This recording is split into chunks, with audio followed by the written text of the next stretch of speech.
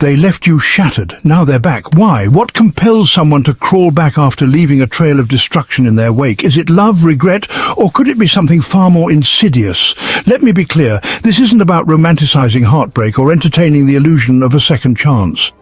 This is about understanding the raw, unapologetic mechanics of power, control, and manipulation. This is about you reclaiming your peace and refusing to be a pawn in someone else's game. In this video, we're going to expose the uncomfortable truth behind their return. We're going to dissect the manipulative tactics they employ and equip you with the tools to see through the facade. This is about empowering you to take back control and choose yourself. Let's talk about guilt. That insidious feeling that creeps in like a fog, clouding your judgment and whispering doubts into your ear. Guilt can be a powerful emotion, one that can paralyze you, make you question your every move, and even distort your perception of reality. But what happens when someone else uses that guilt against you? They know how to wield it, don't they? Suddenly, they're drowning in remorse, shedding crocodile tears over spilled milk. They were wrong, they messed up, they'll never do it again. But here's the brutal truth. More often than not, this guilt they're peddling isn't about genuine regret for hurting you. It's about assuaging their own discomfort. Think about it. If their remorse was truly about you, about the pain they inflicted, wouldn't their actions have reflected that before?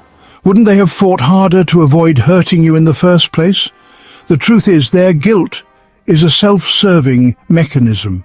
It's about alleviating their own suffering, not yours. They're not seeking your forgiveness because they understand the gravity of their actions. They're seeking it because your anger, your hurt, it makes them uncomfortable. It disrupts their carefully constructed narrative of themselves as a good person. And so they weaponize guilt, manipulating your empathy to serve their own selfish needs. Don't mistake this manipulation for love.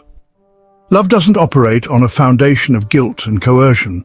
Love is about taking responsibility, about making amends without expecting anything in return. It's about respecting your boundaries and understanding that forgiveness is a gift, not an obligation.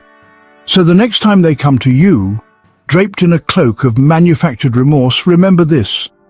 Their guilt is not your burden to bear. You are not responsible for managing their emotional discomfort. See their guilt for what it truly is, a desperate attempt to regain control, to pull you back into their web of manipulation. It's a tactic to make you question your own feelings, to make you doubt your own worth. But you are stronger than that. You have the power to see through their facade. You have the strength to stand firm in your truth, to recognize that their guilt is a reflection of their own insecurities, not a measure of your value. So hold your head high, and don't let their weaponized regret weigh you down. You deserve to be free from their manipulative grasp. Embrace your own strength, your own worth, and let go of the guilt that was never yours to carry. Remember, true remorse comes with a change in behavior, not just words. Actions speak louder than tears. Don't let their emotional manipulation cloud your judgment. You have the right to protect your peace, to set boundaries that honor your well-being. Surround yourself with those who respect you, who value you for who you are, not for how easily you can be manipulated. Love is about mutual respect, about growing together, not tearing each other down with guilt and manipulation. So the next time you encounter someone wielding guilt as a weapon, stand firm, recognize it for what it is, and choose to walk away. You deserve to live free from the chains of their manipulative remorse. You deserve to be happy, to be at peace. Their guilt is not your burden to bear. You are not responsible for managing their emotional discomfort. See their guilt for what it truly is, a desperate attempt to regain control, to pull you back into their web of manipulation. Embrace your freedom, your strength, and walk confidently into a future where you are no longer shackled by their weaponized regret. Let's talk about fear. The kind of fear that isn't always visible, but is deeply felt. The kind that can shape relationships in ways we might not even realize. Not your fear, but theirs. The fear that resides in the hearts of those who claim to love you, but whose actions tell a different story. The fear that gnaws at them, the fear of loss. It's a fear that can drive people to act in ways that are more about control than about genuine care. It's a primal instinct, hardwired into our being. This fear can be as natural as the instinct to survive, but it can also be twisted into something harmful. But here's the crucial distinction. Their fear of loss isn't about losing you, the real you with all your complexities and flaws. It's about losing their grip on the version of you they created in their minds, the version that serves their needs, their ego. Think about it. It's about losing their grip on the version of you they created in their minds, the version that serves their needs, their ego. Think about it. If their fear was rooted in genuine love and connection, wouldn't they have fought harder to understand you, to meet your needs? If their fear was rooted in genuine love and connection, wouldn't they have fought harder to understand you, to meet your needs? Wouldn't they have been terrified of pushing you away in the first place? Wouldn't they have been terrified of pushing you away in the first place? The truth is, their fear is rooted in control. They fear losing their source of validation, their emotional crutch, their carefully constructed illusion of a relationship. The truth is, their fear is rooted in control. They fear losing their source of validation, their emotional crutch, their carefully constructed illusion of a relationship. They come back because the thought of you moving on, of you finding happiness and fulfillment outside of their grasp, it terrifies them. They fear losing their source of validation, their emotional crutch, their carefully constructed illusion of a relationship. They come back because the thought of you moving on, of you finding happiness and fulfillment outside of their grasp, it terrifies them. It shatters their fragile ego, exposes their own insecurities. They come back because the thought of you moving on, of you finding happiness and fulfillment outside of their grasp, it terrifies them. It shatters their fragile ego, exposes their own insecurities, and so they grasp at straws, attempting to reel you back in with empty promises and declarations of love that ring hollow. It shatters their fragile ego, exposes their own insecurities, and so they grasp at straws, attempting to reel you back in with empty promises and declarations of love that ring hollow. But here's the hard truth. You are not responsible for managing their fear, and so they grasp at straws, attempting to reel you back in with empty promises and declarations of love that ring hollow. But here's the hard truth. You're not responsible for managing their fear. You're not obligated to sacrifice your own well-being to soothe their anxieties. But here's the hard truth. You are not responsible for managing their fear. You are not obligated to sacrifice your own well-being to soothe their anxieties. Their fear is their burden to bear, their demon to conquer.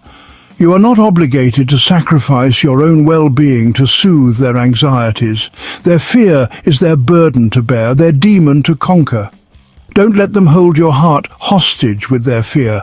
Their fear is their burden to bear, their demon to conquer. Don't let them hold your heart hostage with their fear. Remember, true love is not about possession or control. Don't let them hold your heart hostage with their fear. Remember, true love is not about possession or control. It's about respect, understanding, and the freedom to grow. Remember, true love is not about possession or control. It's about respect, understanding, and the freedom to grow. It's about two individuals choosing each other day after day, not out of fear, but out of genuine love and admiration. It's about respect, understanding, and the freedom to grow. It's about two individuals choosing each other day after day, not out of fear, but out of genuine love and admiration. True love is a partnership, a mutual journey of growth and discovery. It's about two individuals choosing each other day after day, not out of fear, but out of genuine love and admiration.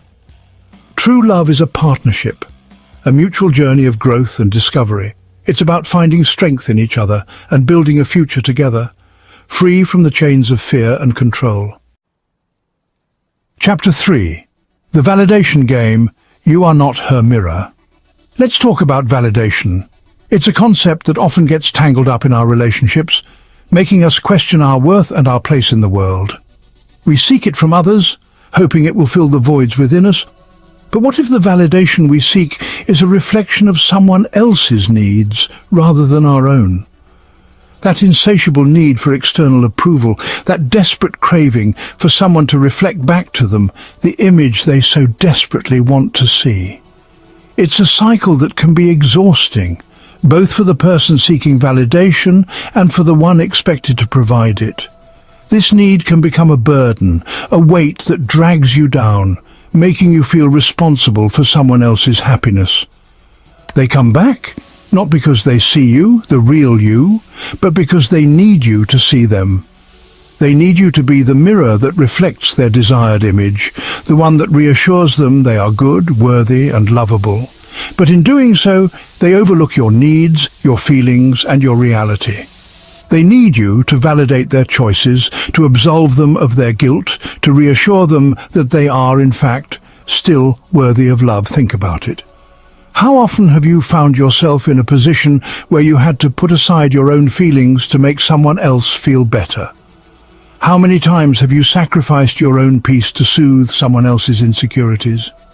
If their return was driven by genuine love and a desire to rebuild, wouldn't their focus be on you, on understanding the pain they caused, on earning back your trust? Genuine love seeks to heal, to understand, and to grow together. It doesn't demand constant validation or reassurance. It acknowledges the hurt and works towards mending it. But it's not, is it? Their actions often reveal their true intentions. Instead of focusing on your healing, they are more concerned with their own image, their own comfort. It's a hard truth to accept, but recognizing it is the first step towards freeing yourself from their validation game. It always circles back to them, their needs, their insecurities. They may not even realize they're doing it, but their actions speak louder than words. They seek your approval to quiet their own doubts, to feel better about themselves, often at your expense. They shower you with compliments, with grand gestures of affection, not because they genuinely appreciate you, but because they need you to reflect back to them the image of a good person, a changed person. These gestures, while seemingly kind, are often more about them than about you. They need you to validate their narrative, to silence the whispers of doubt that plague them. They need you to be the one who tells them they are enough, that they are worthy, that they are loved. But in doing so, they place an unfair burden on you, making you responsible for their self-worth. But here's the crucial truth. You are not responsible for their emotional well-being. You are not their therapist, their savior, or their mirror. Your primary responsibility is to yourself, to your own emotional health and well-being. You are not obligated to be their mirror, to constantly reflect back to them the image they so desperately crave.